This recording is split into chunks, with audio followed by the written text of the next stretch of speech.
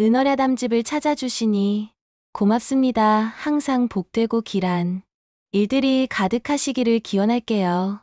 오늘 이야기가 기대되신다면 부디 구독과 좋아요를 청합니다. 나랑 놀자니까! 왜 이러시와요? 옛날 옛적 조선 중기의 깊은 산골에는 영춘현이라 불리는 작은 고을이 있었습니다. 그 중에서도 현의 서쪽 험준한 산세가 시작되는 변방마을은 척박하기 그지없었습니다. 땅은 비옥하지 못해 농사를 지어도 겨우 끼니를 이을 뿐이었고 겨울의 추위는 뼈를 애는 듯 매서웠습니다. 영춘 장터는 5일마다 활기를 띠었습니다. 산에서 난 약재와 수치, 그리고 여인들이 밤새 짠 삼배와 모시가 이곳에서 거래되었고 고단한 삶을 사는 사람들은 서로의 등을 두드리며 잠시나마 막걸리로 시름을 잊었습니다. 화려함은 없었지만 영춘현에는 질기고 순박한 힘이 흐르고 있었습니다. 바로 이 강원도 산골에서 이야기가 시작되었습니다. 윤소화, 27. 한양 근교 양반가의 며느리로 들어갔지만 9해 동안 아이를 낳지 못했다는 이유로 소박을 맞았습니다. 친정마저 새어머니에게 재수 없다는 말과 함께 쫓겨난 그녀는 결국 외할머니의 고향인 영춘, 산골로 흘러들어와 남루한 오두막에서 홀로 배를 짜며 살아갔습니다. 외롭고 고단했지만 누구도 원망하지 않겠다는 마음으로 버텼습니다. 그러나 그녀의 평온한 삶은 38배 노경석 때문에 흔들렸습니다. 영춘에서 손꼽히는 지주의 둘째 아들로 그는 소화를 첩으로 삼겠다며 집요하게 따라붙었고 거절할수록 더 심하게 압력을 넣고 협박했습니다. 굶어 죽기 전에 따라오라는 모욕까지 서슴지 않았고 현감과 이방도 움직일 수 있다는 오만함으로 소화를 언제든 위험에 빠뜨릴 수 있다고 믿고 있었습니다. 한편 한양에서는 56의 명관상가 한태성이 영춘현으로 향하고 있었다. 왕실과 고위 관료들이 찾는 조선 최고의 관상가로 그가 본 관상은 틀린 적 없다는 소문이 자자했다. 강원감사가 직접 불러 내려오던 길, 영춘 장터에서 그의 눈에 윤소화가 들어오면서 소화의 굴곡진 운명은 비로소 새로운 방향으로 움직이기 시작했다. 소화가 산골에서 보내는 일상을 더욱 상세히 묘사하고 노경석의 집착이 그녀의 삶에 어떤 변화를 가져오는지 서술합니다. 윤소화는 늘 새벽 달기 울기 전 일어나 아궁이에 불을 지피고 배틀 앞에 앉았습니다. 삼배와 모시를 짜는 소리는 그녀에게 유일한 벗이자 삶을 지탱하는 힘이었습니다. 소화가 짠 배는 오리 곱고 견고의 장터에서도 가장 품질이 좋다는 평을 들었고 그녀는 자신의 손으로 만든 옷감이 누군가의 몸을 따뜻하게 감싸 주길 바라는 마음으로 묵묵히 배를 짜며 살아갔습니다. 하지만 이 평온한 일상은 노경석이라는 존재로 인해 늘 위협받고 있었습니다. 소화가 장터에 나가는 날이면 그는 나타나 집요하게 추파를 던졌고 소화가 단호히 거절하자 그는 곧바로 앙심을 품었습니다. 그는 상인들에게 압력을 넣어 소화의 배를 사지 못하게 만들었고 그 탓에 소화의 수입은 크게 줄었습니다. 산골 겨울은 점점 더 차가워졌고 그녀의 삶은 더욱 고단해졌습니다. 노경석은 자신의 권세라면 현감이나 이방 정도는 마음대로 움직일 수 있다고 믿었고 필요하다면 언제든 소화에게 누명도 씌울 수 있다고 생각하는 오만함에 젖어 있었습니다. 이런 상황 속에서 한양에서는 56의 명관상가 한태성이 영춘현으로 향하고 있었습니다. 그가 본 관상은 틀리지 않는다는 소문이 자자한 그는 강원감사의 부름을 받고 내려오는 길이었고 장터에서 윤소화를 처음 마주친 순간부터 소화의 운명은 조용히 다른 방향으로 움직이기 시작했습니다. 노경석의 방해는 나날이 심해졌습니다. 영춘 장터는 이제 소화에게 더 이상 물건을 팔 수 있는 안전한 곳이 아니었습니다. 소화는 쌓여가는 삼배와 줄어드는 쌀독을 보며 깊은 고민에 빠졌습니다. 이대로 가다가는 다가오는 겨울을 넘기기 어려울 것이 뻔했습니다. 그녀에게는 두 가지 선택지가 있었습니다. 첫째는 노경석의 첩이 되어 편안한 삶을 얻는 것이고, 둘째는 험한 산길을 넘어 영춘현보다 훨씬 먼 다른 현의 장터까지 나가는 것이었습니다. 노경석의 제안은 달콤한 독약처럼 그녀를 유혹했습니다. 9해 동안 아이를 낳지 못해 버려졌다는 상처는 그녀의 자존심을 깎아내렸고, 가난은 그녀의 몸을 춥게 했습니다. 소박맞은 주제에 무엇을 더 바라겠느냐는 속삭임이 그녀의 귓가에 울려 퍼졌습니다. 그러나 소화는 고개를 세차게 저었습니다. 그녀가 지키려 했던 것은 단순한 정절이 아니었습니다. 그것은 원망하지 않고 스스로의 힘으로 살아가겠다는 자신과의 약속이자 자신을 버린 세상에 대한 조용한 저항이었습니다. 결국 소화는 두 번째 길을 택했습니다. 그녀는 밤을 새워 배틀을 밟아 남은 모시까지 짰습니다. 다음 장날 소화는 평소보다 훨씬 큰 삼배, 꾸러미를 등에 지고 영춘현을 벗어나는 험한 고갯길로 접어들었습니다. 그녀의 발걸음은 무거웠지만 마음속에는 결코 굽히지 않겠다는 단단한 각오가 자리 잡고 있었습니다.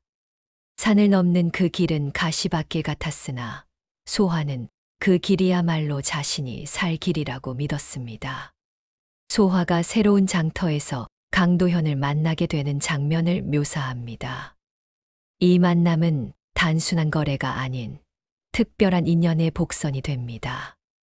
소화가 꼬박 하루를 걸어 도착한 낯선 장터는 영춘현보다 훨씬 크고 활기찼습니다. 그녀는 구석진 곳에 자리를 잡고 조심스럽게 배꾸러미를 풀었습니다. 영춘현에서의 핍박을 겪었기에 그녀는 사람들의 시선을 피하며 고개 숙인 채 앉아 있었습니다.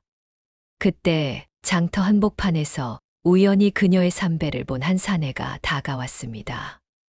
그는 넉넉해 보이는 옷차림에 다부진 체격을 가진 사내였는데 온갖 물건을 싣고 다니는 보부상 같았습니다. 그의 이름은 강도현이었습니다. 도현은 소화의 앞에 무심히 멈춰 섰습니다. 낭자, 이 삼배는 오리 참 곱구려. 이것을 누가 짠 것인고? 도현이 물었습니다. 제가 짰습니다. 소화는 조심스럽게 대답했습니다. 도현은 한참 동안 소화가 짠 삼배를 만져보더니 품에서 고급스러운 비단 한 자를 꺼냈습니다. 소화가 짠 삼배 한 필로는 절대 바꿀 수 없는 귀한 물건이었습니다. 소화는 영문을 몰라 눈을 크게 떴습니다. 내 이 삼배 한 필을 이 비단 한 자와 바꾸고 싶소. 낭자가 보기에는 내가 손해보는 장사 같겠지요. 도현이 말했습니다. 허나 나는 그리 생각하지 않소. 물건의 가치보다 이 좋은 배를 짠 낭자의 인연을 남기는 것이 내게는 훨씬 큰 이득일 것 같소. 그럴 수는 없습니다. 소화는 당황했습니다. 비단이 훨씬 귀한 물건입니다. 마음이 가는 대로 하는 장사도 있는 법이요. 도현은 웃으며 비단을 소화의 배꾸러미 옆에 두었습니다. 이 보부상과의 뜻밖의 거래는 소화의 마음에 잊고 있던 따뜻한 감정을 다시 불러일으켰습니다. 그녀의 마음에 비단처럼 고운 인연의 씨앗이 조용히 뿌려지고 있었습니다. 노경석의 방해는 점점 심해졌고 영춘장터는 더 이상 소화에게 안전한 곳이 아니었습니다. 삼배는 쌓여가고 쌀독은 바닥을 드러냈습니다. 이대로라면 겨울을 넘기기 어렵다는 사실이 뚜렷했습니다. 그녀에게 남은 선택지는 두 가지였습니다. 노경석의 첩이 되어 편안함을 얻는 길, 혹은 험한 산길을 넘어 먼 장터로 나서는 길. 가난과 상처는 흔들림을 만들었지만 소화는 끝내 스스로의 힘으로 살겠다는 약속을 지키고자 두 번째 길을 택했습니다. 밤새 배틀을 밟아 마지막 모시까지 짠 뒤 소화는 평소보다 큰 삼배 꾸러미를 지고 영춘현을 벗어났습니다. 산길은 험하고 발걸음은 무거웠지만 마음만은 어느 때보다 단단했습니다. 오랜 길 끝에 도착한 새 장터는 영춘보다 더 크고 북적였습니다. 소화는 구석에 자리를 잡고 조용히 삼배 꾸러미를 풀었습니다. 사람들의 시선을 피하려 고개를 숙이고 있던 그때 한 사내가 그녀의 삼배 앞에 멈춰 섰습니다. 다부진 체격의 보부상 차림의 강도현이었습니다. 낭자, 이 삼배는 올이 참 곱습니다. 누가 짠 것인지요? 제가 짰습니다. 소화가 대답하자 도현은 삼배를 만져보며 품에서 귀한 비단 한 자를 꺼냈습니다. 이 삼배 한 필과 바꾸고 싶소. 내가 손해보는 장사 같겠지만 나는 물건보다 인연을 더 귀히 여깁니다. 소화는 놀라며 거절했지만 도현은 미소 지으며 비단을 놓고 갔습니다. 뜻밖의 호의는 그녀의 얼어있던 마음에 오랜만에 따뜻한 바람을 불어넣었고 그 순간 소화의 삶에 새로운 인연의 씨앗이 조용히 뿌려지고 있었습니다.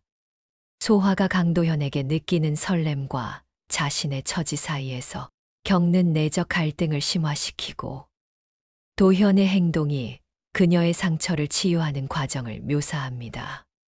강도현과의 거래 후 소화는 종일 마음이 복잡했습니다. 그녀의 가슴에는 수년간 얼어붙었던 샘물처럼 잔잔한 설렘이 피어올랐습니다. 도현의 말과 행동은 그녀를 함부로 대했던 모든 사람들과 달랐습니다. 그는 소화의 배짜는 솜씨에 진심으로 경의를 표했고 그녀를 귀하게 대접했습니다. 하지만 이 설렘은 곧 깊은 불안으로 바뀌었습니다. 나는 소방맞은 여인이다. 내게는 아이가 없는 불임의 죄가 씌워져 있다. 이 좋은 사내에게 나의 더러워진 운명을 덧씌울 수는 없다. 소화는 스스로에게 되뇌었습니다. 그녀는 도현에게 받은 비단을 팔지 못하고 고이 간직했습니다. 그것은 단순히 귀한 물건이 아니라 자신이 아직 사랑받을 자격이 있을지도 모른다는 희미한 희망과 스스로를 더 낮추어야 한다는 현실 인식 사이의 갈등을 상징했습니다. 그녀는 다음 장날에도 그 장터에 나가야 할지 말아야 할지 수없이 망설였습니다. 며칠 뒤 소화는 다시 그 장터에 나갔습니다. 배를 팔기 위해서라기보다는 어쩌면 도현을 다시 볼 수 있을까 하는 작은 기대 때문이었습니다. 해가 저물 무렵 술에 취한 건달 3명이 소화에게 다가와 그녀를 희롱하기 시작했습니다. 그들은 소화의 삼배 꾸러미를 발로 차고 그녀의 팔을 잡아 끌며 모욕적인 말을 퍼부었습니다. 소방맞은 년이 돈 벌어 무엇에 쓰려고 이리 꾸물거리는가. 우리와 함께 밤을 보내면 되지 않느냐. 소화는 필사적으로 저항했지만 역부족이었습니다. 바로 그때였습니다. 이런 못난 놈들이 남의 장사터에서 무슨 추태를 부리는 것이냐 하는 호통 소리와 함께 강도현이 몽둥이를 들고 나타났습니다. 도현은 거침없이 건달들을 몰아세웠고 싸움 끝에 건달들은 도망쳤습니다. 소화는 놀란 가슴을 부여잡고 도현의 품에 쓰러졌습니다. 도현의 품은 단단했고 그 어떤 폭풍우도 막아줄 것 같은 안심을 주었습니다. 강도현이 소화를 구해주는 사건이 노경석에게 알려지면서 노경석의 앙심이 폭발하고 악행을 구체화하는 과정을 묘사합니다. 강도현에게 구함을 받은 후 소화의 마음은 완전히 열렸습니다. 도현은 상처 입은 그녀를 부축하고 따뜻한 물과 약을 건네며 정성껏 돌보았습니다. 도현은 소화에게 낭자, 이제부터는 내가 지켜드리겠소. 낭자의 의지가 꺾이는 일이 없도록 하고 굳게 약속했습니다. 소화는 도현의 진심 어린 눈빛을 보며 처음으로 스스로의 상처가 아물고 있음을 느꼈습니다. 하지만 이 새로운 인연은 영춘현의 노경석에게 곧바로 알려지게 되었습니다. 영춘 장터의 상인들이 낯선 장터로 간 소화의 소식을 노경석에게 고한 것입니다. 소화가 다른 사내의 도움을 받고 심지어 그에게 호의를 보인다는 소식은 노경석의 오만함과 앙심에 불을 질렀습니다. 겨우 소박 맞은 년 주제에 내가 아닌 다른 사내에게 마음을 준단 말이지. 노경석은 분노로 이성을 잃었습니다. 노경석은 더 이상 소화에게 첩을 강요하는 식의 미련한 짓을 하지 않기로 결정했습니다. 그는 소화를 사회적으로 완전히 매장하고 그 비참함 속에서 자신에게 굴복하도록 만들고자 했습니다. 그의 목표는 소화의 명예를 완전히 짓밟는 것이었습니다.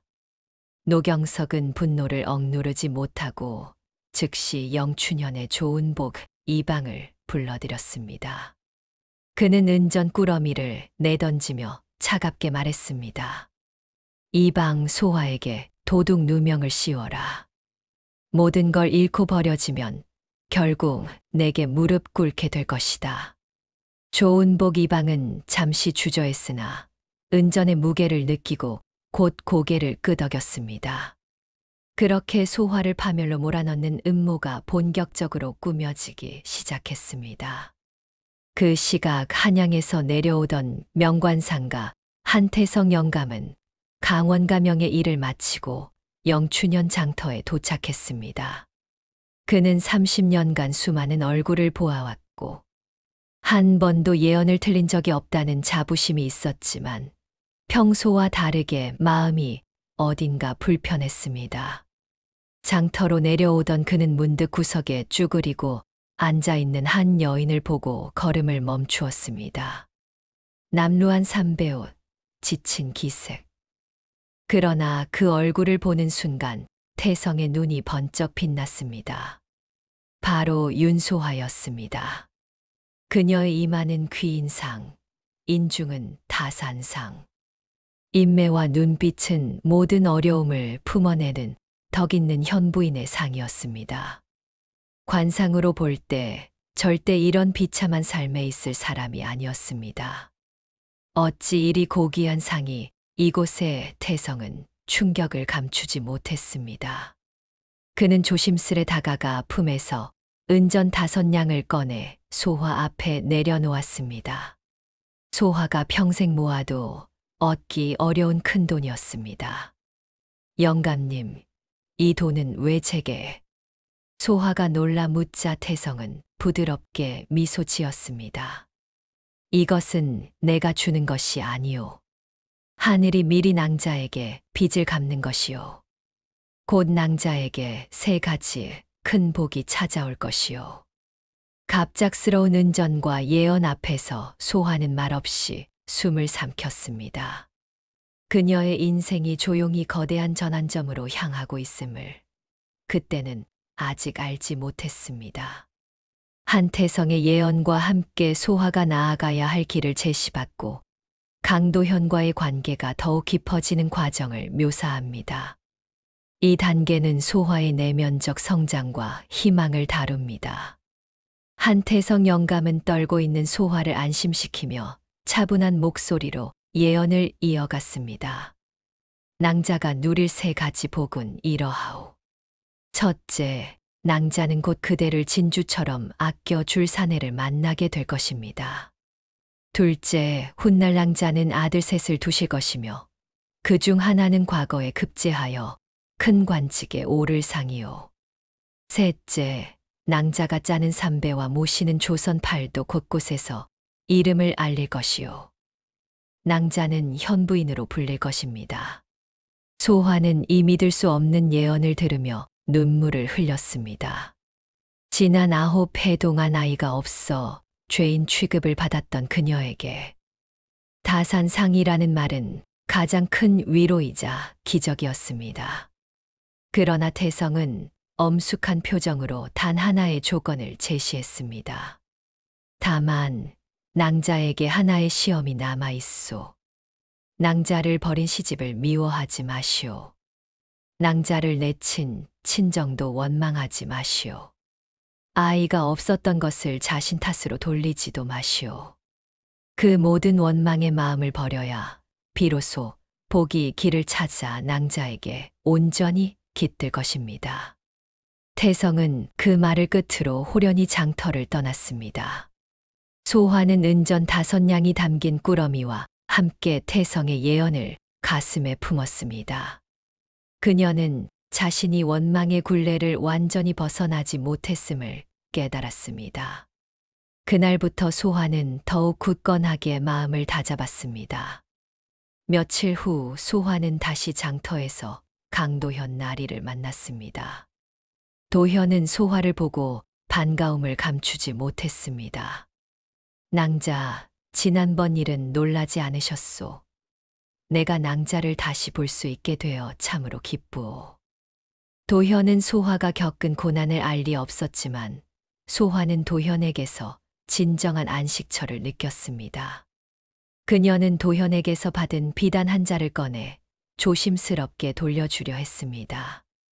나리, 이 비단은 너무 귀하여 제가 가질 수 없습니다.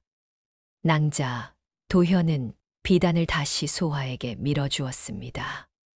나의 장사 이치는 이렇소. 내가 낭자를 귀하게 여기는 마음을 담아 물건을 드렸으면 낭자는 그것을 귀하게 받아주는 것이 나를 위한 것이요. 도현의 행동 하나하나는 소화의 상처에 따뜻한 약이 되어 스며들었고 소화는 그를 향한 마음을 더 이상 숨길 수 없었습니다. 노경석이 꾸민 음모가 실행되는 순간을 상세히 묘사하고 소화가 도둑으로 몰려 관하로 끌려가는 절정의 위기를 그립니다. 바로 그 다음 장날이었습니다. 노경석과 이방 조은복은 이미 모든 계략을 꾸며놓은 상태였습니다. 노경석은 자신의 집에서 은전 한 꾸러미를 일부러 잃어버렸다고 소문을 내기 시작했습니다. 동시에 조은복 이방은 소금장수 박칠성을 불러 협박했습니다. 박칠성, 내가 가진 은전 10냥을 내놓아라. 만약 이 일을 거절하면 너의 지난날 장부 조작건을 현감 나리께 아뢰어 내 가족을 모두 몰살시킬 것이다. 이방의 협박은 잔인하고 비열했습니다. 박칠성은 두려움에 떨며 자신의 은전 꾸러미를 이방에게 내어주었고 이방의 지시에 따라 그 은전 꾸러미를 소화가 장터 구석에 잠시 벗어놓은 삼배 보자기 안에 몰래 넣었습니다. 박칠성은 양심의 가책에 손을 떨었지만 가족의 안전을 위해 어쩔 수 없었습니다. 그는 은전을 넣는 순간 소화가 받은 은전 5냥 꾸러미도 함께 있는 것을 보았습니다. 계획대로 장이 파할 무렵 이방 조은복은 영춘현 관아의 포졸들을 이끌고 장터 한가운데로 들어섰습니다. 멈추어라. 오늘 장에서 노대감 댁의 귀한 은전 한 꾸러미가 사라졌다. 모두 자신의 보자기를 풀어보이는 것이 마땅하다. 이방이 큰 소리로 외치자 장터는 일순간 정지되었습니다. 사람들은 당황했지만 자신들의 결백을 증명하기 위해 보따리를 풀기 시작했습니다. 소화 역시 자신이 도둑이 아님을 알았기에 자신이 짠 삼배와 모시가 담긴 보자기를 거리낌 없이 풀었습니다. 바로 그때였습니다. 이방 조은복이 눈을 번뜩이며 소화의 보자기 안을 가리켰습니다. 그곳에는 소금 장수가 넣어둔 은전 꾸러미가 삼배 밑에 숨겨져 있었습니다. 저것 보아라. 윤소화 낭자의 보자기에서 은전이 나왔다. 이방이 소리쳤습니다. 주변 사람들은 일제히 웅성거렸습니다. 소방 맞은 년이 결국 도둑질까지 했구나. 어쩐지 하는 짓이 수상하더니 역시 믿을 게 못 된다. 차가운 수군거림이 소화를 향해 비수처럼 날아들었습니다. 소화는 자신이 도둑으로 몰린 이 상황을 믿을 수 없어 온몸이 떨렸습니다. 그녀는 하늘이 무너지는 듯한 절망감에 휩싸여 그 자리에서 무릎을 꿇었습니다. 포졸들이 그녀의 팔을 잡고 거칠게 관하로 끌고 갔습니다. 관하에 끌려간 소화가 억울함을 호소하지만 증거 앞에 무력화되는 모습을 묘사합니다. 현감의 형식적인 판결 직전 강도현이 사건을 의심하고 개입할 준비를 합니다. 관하로 끌려간 소화는 현감 앞에 섰습니다.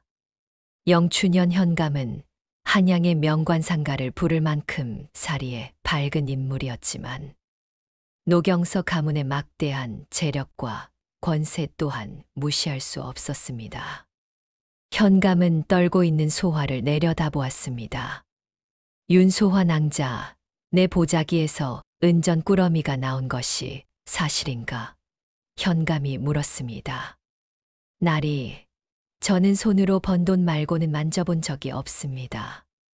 저는 결단코 도둑질을 하지 않았습니다. 소화는 울부짖었지만 눈앞의 물증은 너무나 명확했습니다.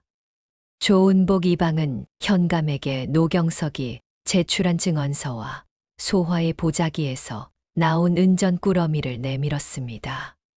현감 나리, 이 여인은 소박까지 맞은 몸으로 재물을 탐하여 이 같은 천인공노할 짓을 저질러 싸웁니다. 당장 곤장을 내리고 옥살이를 시켜야 마땅합니다. 현감은 증거가 명확했으므로 더 이상 소화의 억울한 호소를 들으려 하지 않았습니다. 그는 붓을 들어 판결문에 서명하려 했습니다. 소화는 자신이 곧 곤장을 맞고 감옥에 갇힐 운명임을 깨닫고 눈앞이 캄캄해졌습니다. 그녀는 자신이 원망을 버리려 했음에도 불구하고 결국 세상의 더러움에 휩쓸려 무너지는구나 하고 생각하며 깊은 절망에 빠졌습니다. 이때 이 소식을 듣고 급히 관하 근처로 온 강도현. 나리가 객주 주인 임주만 머슴상구와 함께 숨어 있었습니다. 도현은 소화의 순수함을 믿어 의심치 않았습니다. 말도 안 돼요. 소화 낭자는 결코 그런 짓을 할 사람이 아니오. 저것은 필시 누군가 짠 판이오. 도현은 이를 갈았습니다. 객주 주인 임주만이 도현을 말렸습니다. 나리, 노대감 댁을 건드리면 나리도 위험해집니다. 이 일에 발을 빼시는 것이 마땅합니다. 안 돼요. 도현의 눈빛은 단호했습니다. 내가 지켜주겠다고 약속했소. 만약 이대로 소화 낭자가 억울한 누명을 쓰고 쓰러진다면 내가 살아갈 의미가 없소. 도현은 소화의 결백을 밝히기 위해 밤이 되면 은밀하게 움직일 계획을 세웠습니다. 그는 자신의 모든 것을 걸고 이 싸움에 뛰어들기로 결정했습니다. 소화의 운명은 이제 도현의 손에 달린 듯 보였습니다. 강도현이 객주 주인 머슴과 함께 진실을 파헤치는 과정과 이 과정에서 소화에 대한 도현의 사랑이 확고해지는 모습을 묘사합니다. 이는 단순한 연인이 아닌 동지적 관계로 발전하는 계기가 됩니다. 관하 뒤편 강도현과 객주 주인 임주만 그리고 머슴 상구는 머리를 맞대고 진실을 찾기 위해 고심했습니다. 어둠이 짙게 깔린 밤이었지만 도현의 눈빛은 그 어느 때보다 날카로웠습니다. 누명을 씌우려면 은전 두 꾸러미가 필요할 것이오. 노경석이 잃어버렸다는 은전 한 꾸러미, 그리고 소화 낭자의 보자기에 몰래 넣은 다른 은전 한 꾸러미 말이오. 도현이 말했습니다. 그렇다면 몰래 은전을 넣은 자를 찾아야 하오. 임주만은 걱정스러운 표정을 지었습니다. 날이 그 일은 조은복 이방의 손을 거쳤을 터이니 아마 그 자는 이방에게 협박당한 불쌍한 백성일 것입니다. 그가 목숨을 걸고 나설 리가 있겠습니까? 바로 그때 도현의 손에 작은 쪽지 하나가 쥐어졌습니다. 누군가 객주 문틈으로 밀어넣은 것이었습니다. 쪽지에는 소금장수 박칠성이라는 이름과 함께 새벽 개울가에서 모든 것을 고하겠소라는 짧은 문장이 적혀 있었습니다. 박칠성은 양심의 가책을 견디지 못하고 고백을 결심한 것이었습니다. 도현은 쪽지를 보자마자 눈빛이 빛났습니다. 됐다. 드디어 실마리가 잡혔소. 한편 머슴상구는 영춘 장터의 뒷골목을 헤매고 있었습니다. 그는 혹시나 하는 마음에 노경석의 집 앞을 지나다가 바람에 날리는 작은 종이 한 장을 발견하고 주웠습니다. 종이에는 노경석의 필체로 보이는 글이 적혀 있었습니다. 장터의 과부 윤소화를 도둑으로 만들라. 성공하면 은자 50냥 더 주리라. 노경석 상구는 이 종이가 결정적인 증거임을 깨닫고 온몸이 떨렸습니다. 도현은 이 모든 증거가 소화에 대한 자신의 사랑을 확고히 하는 과정임을 깨달았습니다. 소화는 이제 단순히 자신이 보호해야 할 여인이 아니었습니다. 그녀는 세상의 부당함에 맞서 자신이 지키고 싶은 정의 그 자체였습니다. 도현의 사랑은 그녀의 고통과 명예를 회복시키겠다는 맹세로 바뀌었습니다. 그는 새벽이 오기를 기다리며 소화의 결백을 증명하고 악인을 심판할 결전을 준비했습니다. 새벽 개울가에서 소금장수의 고백을 받고 도현이 모든 증거를 확보하는 과정을 긴장감 있게 묘사합니다.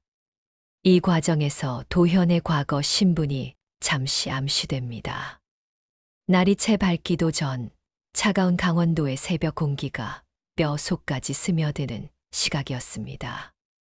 강도현은 약속 장소인과나 뒤편의 개울가로 조용히 발걸음을 옮겼습니다. 개울물 소리만이 정적을 깨는 가운데 풀숲에서 소금장수 박칠성이 떨리는 모습으로 나타났습니다. 그는 손에 또 다른 은전 꾸러미를 들고 있었습니다. 날이 살려주십시오. 박칠성은 도현을 보자마자 무릎을 꿇었습니다. 제가 죄를 지었습니다.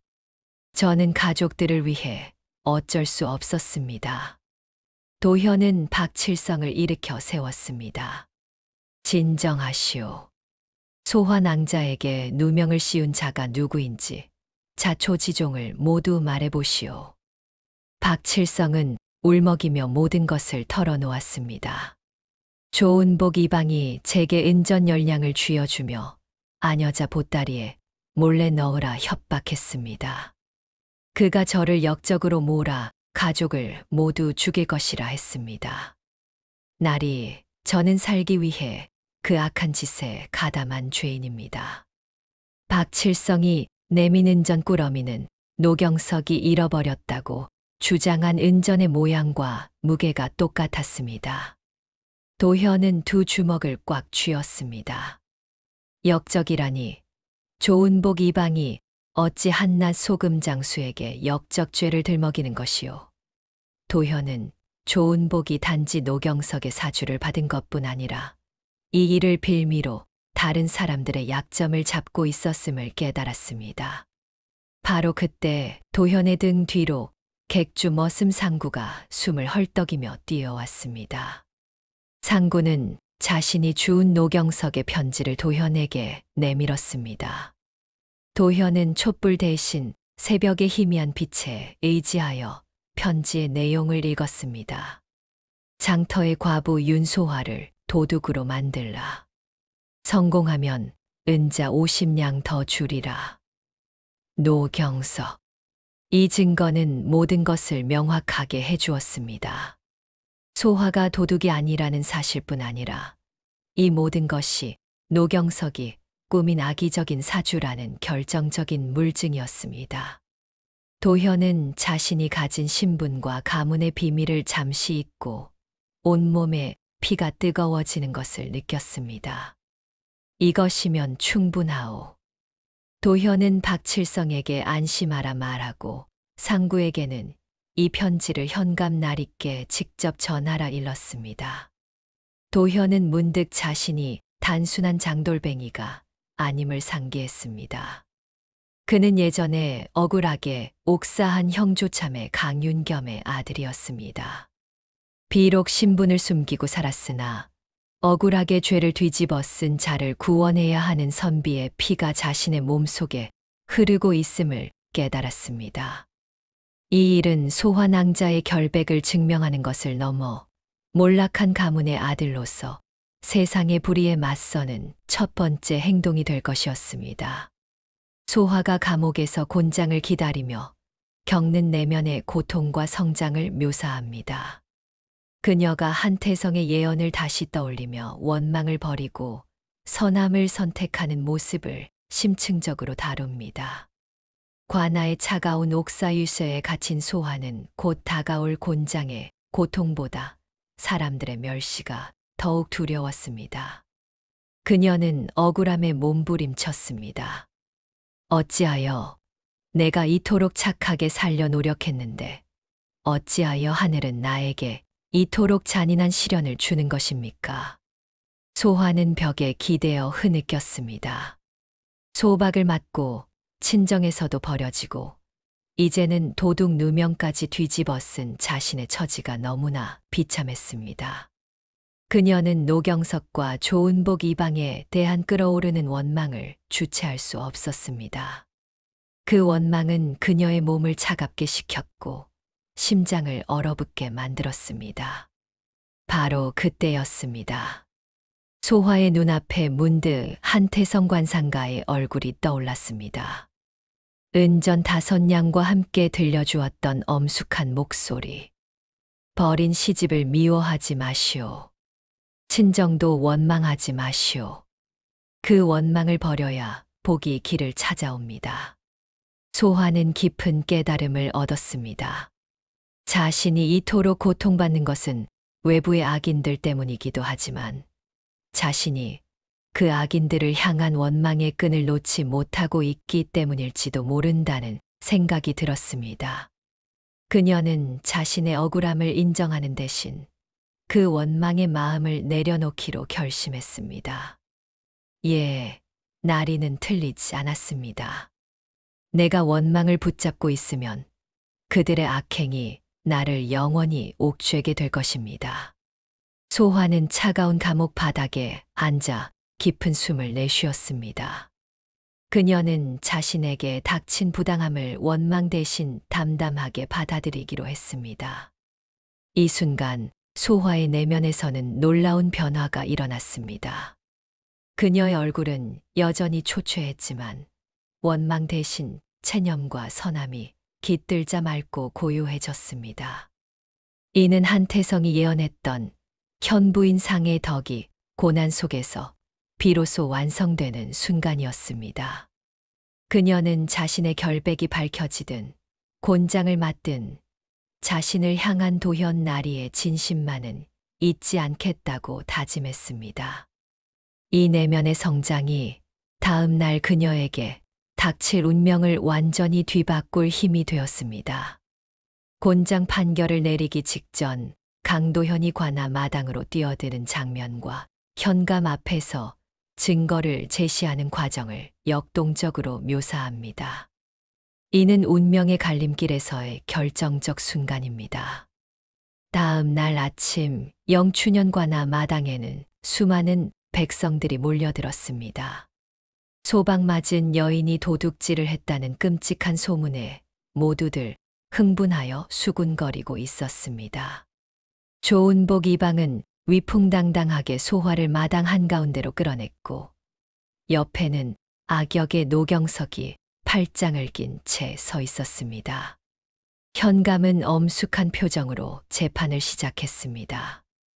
윤소화 낭자는 은전 꾸러미를 훔친 명백한 물증이 나왔다. 이제 최종 판결을 내리려 한다. 현감은 곤장을 집행하라는 명을 내리기 위해 붓을 높이 들었습니다.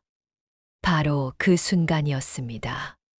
관아의 마당문이 요란하게 열리며 강도현 나리가 큰 소리로 외치며 뛰어들어왔습니다. 잠깐 기다려 주십시오. 현감 나리, 이 판결은 잘못된 누명이옵니다. 도현의 등장에 노경석과 조은복 이방의 얼굴은 새파랗게 질렸습니다. 현감은 불경죄라며 도현을 꾸짖었지만 도현은 굽히지 않았습니다. 그는 품에서 2개의 은전 꾸러미를 꺼내어 현감 앞에 나란히 내려놓았습니다. 나리, 이 은전이 노경석 나리가 잃어버렸다고 주장하는 은전과 소화 낭자의 보자기에 있던 은전입니다.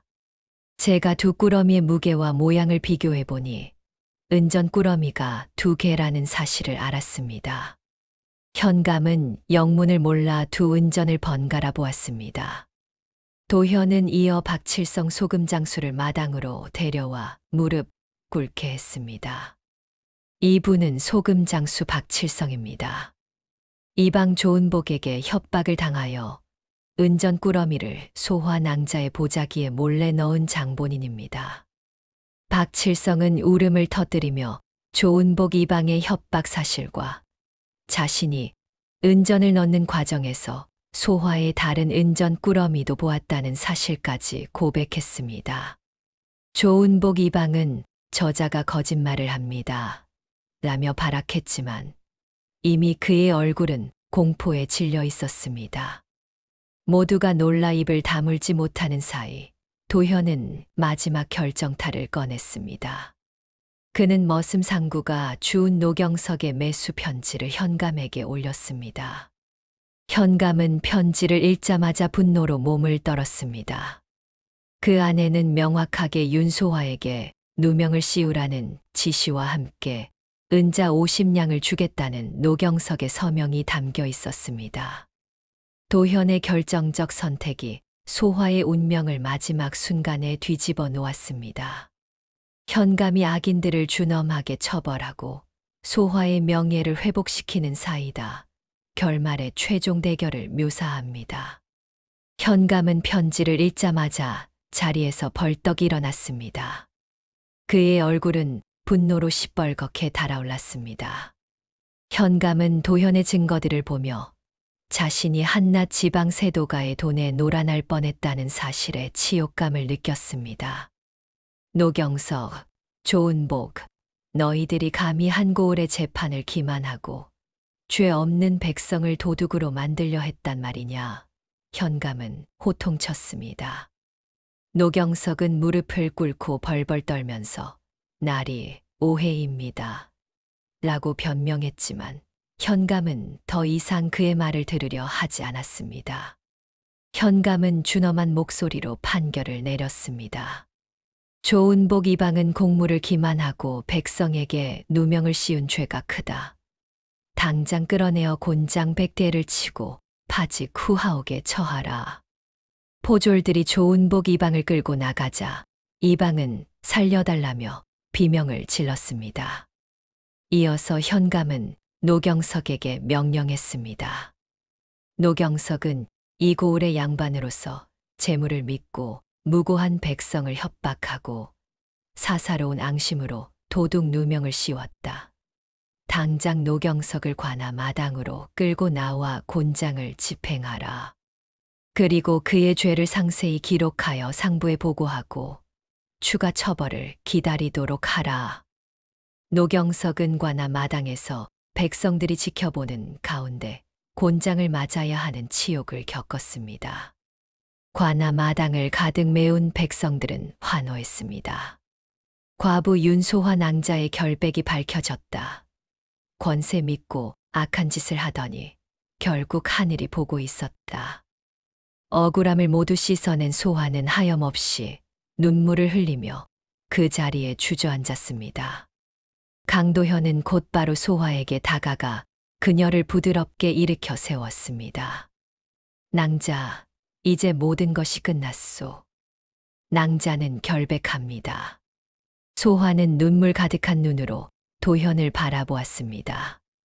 그녀는 자신을 향한 도현의 헌신과 용기에 깊이 감동했습니다. 도현은 품이 터져나가도록 소화를 안아주었습니다. 이제부터는 내가 낭자를 지키겠습니다. 이 세상의 어떤 억울함도 낭자를 해치지 못하게 하겠소. 이 포옹은 단순한 연인의 만남이 아닌 모든 고난을 이겨낸 동지들의 맹세였습니다. 아기는 몰락했고 소화는 명예를 되찾았으며 강도현은 자신의 선비 정신을 증명했습니다.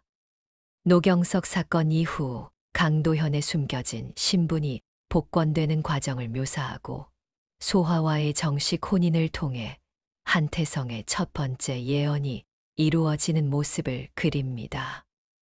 영춘현 관아에서 벌어진 도둑 누명 사건은 큰 파장을 일으켰습니다. 노경석이 재물을 믿고 무고한 백성을 짓밟으려 했다는 소문은 삽시간에 강원 감영을 거쳐 한양의 조정에까지 전해졌습니다. 현감은 노경석에게 곤장을 내린 후 사건의 전말과 강도현 나리의 헌신적인 활약을 상세히 보고했습니다. 이 보고서는 뜻밖의 결과를 가져왔습니다. 보고서에는 강도현이 사건을 해결하는 과정에서 보여준 비상한 지혜와 용기가 자세히 기록되어 있었습니다. 조정은 이 보고를 검토하는 과정에서 도현이 바로 예전에 억울하게 영모에 휩쓸려 몰락했던 형조참의 강윤겸의 아들임을 알게 되었습니다. 강윤겸의 옥사는 오랫동안 조정 내부에서도 논란거리였으나 그의 아들인 강도현이 무고한 백성을 구하기 위해 목숨을 걸고 나선 이 사건이 신원 회복의 결정적인 계기가 된 것입니다. 몇 년 전 강윤겸은 정적들의 모함으로 억울한 죽음을 맞았으나 새롭게 권력을 잡은 세력은 강윤겸의 억울함을 알고 있었습니다. 그들은 강도현의 용기 있는 행동을 기회 삼아 마침내 강윤겸의 옥사를 바로잡고 가문의 모든 죄를 씻어주었습니다. 이로써 전국을 떠돌던 보부상 강도현은 본래의 이름과 양반 신분을 되찾고 강도령이 아닌 강나리로 불리게 되었습니다. 소화는 이 모든 일이 꿈만 같았습니다. 자신을 지키기 위해 나섰던 장돌뱅이가 사실은 몰락한 명문가의 아들이었으며 이제는 복권된 선비가 된 것입니다. 노경석 사건으로 모든 억울함을 씻어낸 소화와 신분을 되찾은 도현은 더 이상 망설일 이유가 없었습니다. 두 사람은 영춘현의 고을 사람들로부터 진심 어린 축복을 받으며 혼인했습니다. 소방맞은 여인과 신분을 숨긴 선비의 만남은 고난 끝에 피어난 진정한 사랑으로 사람들의 입에 오르내렸습니다. 이로써 한태성 관상가의 첫 번째 예언, 곧 그대를 진주처럼 아껴줄 사내를 만나게 될 것입니다. 가 마침내 이루어졌습니다. 소화는 이제 버려진 여인이 아닌 존경받는 강나리의 정실 부인 윤마님이 된 것입니다. 소화의 다산과 배짜기 성공을 통해 한태성의 두 번째, 세 번째 예언이 시현되는 과정을 묘사하고 그녀의 고난이 진정한 행복으로 바뀌는 모습을 그립니다. 윤마님과 강나리의 혼인 생활은 행복 그 자체였습니다. 도현은 자신이 말했던 것처럼 소화를 세상에 그 누구보다 진주처럼 귀하게 대했습니다. 소화 역시 마님으로서의 의무를 다하며 가정을 화목하게 이끌었습니다. 세월이 흘러 마침내 한태성 관상가의 두 번째 예언이 현실이 되었습니다. 소화는 거짓말처럼 아이를 갖게 되었고 아들 셋과 딸 하나를 낳아 키우는 복을 누렸습니다. 특히 가장 큰아들은 총명하기가 남달라 어린 시절부터 글 공부에 매진했습니다. 세월이 더 지나 그 큰아들이 마침내 문과에 급제하는 경사를 맞이했습니다. 아들은 이후 3년 뒤 병조참의까지 오르는 출세 가도를 달렸습니다. 아이를 낳지 못해 버려졌던 소아가 이제는 3대가 이어지는 대가의 어머니가 된 것입니다. 세 번째 예언 역시 놀랍도록 이루어졌습니다. 윤마님이 산골에서부터 꾸준히 짜던 삼배와 모시는 강나리의 상단을 통해 조선 팔도에 유통되었습니다. 그 배는 영춘 윤신의 삼배라 불리며 품질을 인정받았고 사대문 안의 양반가에서도 서로 구하려 할 정도로 귀한 물품이 되었습니다. 사람들은 윤마님을 살림을 잘하고 덕이 있는 부인으로 칭송하며 현부인의 상징처럼 여겼습니다. 소화의 삶은 완전히 뒤바뀌었습니다. 그녀가 겪었던 소박, 친정의 외면, 노경석의 핍박 등 모든 과거의 고난은 이제 더 큰 행복을 위한 단단한 기반이 되었습니다. 그녀는 고난 속에서 원망을 버리는 법을 배웠고 그 선한 마음이 마침내 자신에게 복이 되어 돌아왔음을 깨달았습니다. 그녀는 늘 어려운 이웃을 돕고 배를 짤 때마다 세상에 감사하는 마음을 잊지 않았습니다. 그녀의 가정은 재물과 명예, 그리고 화목까지 모두 갖춘 조선에서 가장 복된 가정이 되었습니다.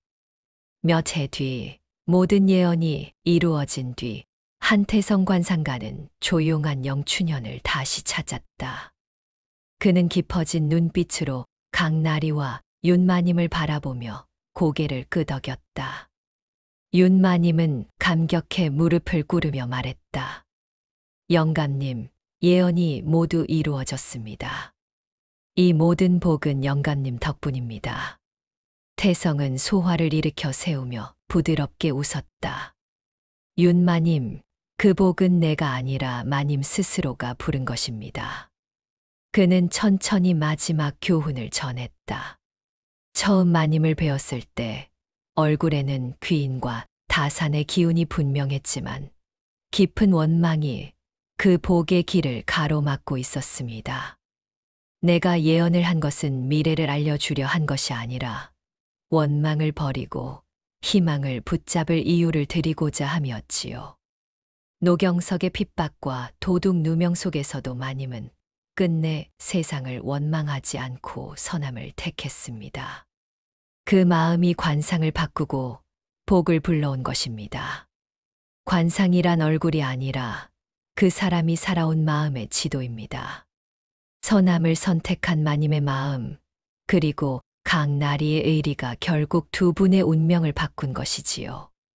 한태성의 이 말은 두 사람의 가슴 깊이 새겨졌고 윤마님과 강나리는 비로소 자신들의 고난이 모두 복을 부르는 과정이었음을 깨닫게 되었다. 두 사람은 영춘현에 살면서 평생 서로를 아끼고 백성들을 도왔습니다. 윤마님은 어려운 처지의 여인들을 돕는 데 힘썼고 강나리는 고을의 억울한 사정을 해결하는 데 자신의 지혜를 사용했습니다. 한태성 영감의 예언은 단순한 운명이 아니라 고난 속에서 인간이 보여준 선한 선택의 결과였습니다. 다음 영상을 빠르게 만나보시려면 좋아요와 구독을 눌러주세요. 그럼 더 재미있는 영상으로 찾아뵙겠습니다. 모두 행복한 하루 보내세요.